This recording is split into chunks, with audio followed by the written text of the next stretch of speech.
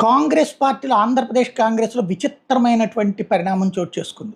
ఏంటయ్యా అంటే అన్నని విమర్శిస్తూ అన్ననీయంత అని మాట్లాడేటటువంటి చెల్లి అదే తరహా ధోరణి.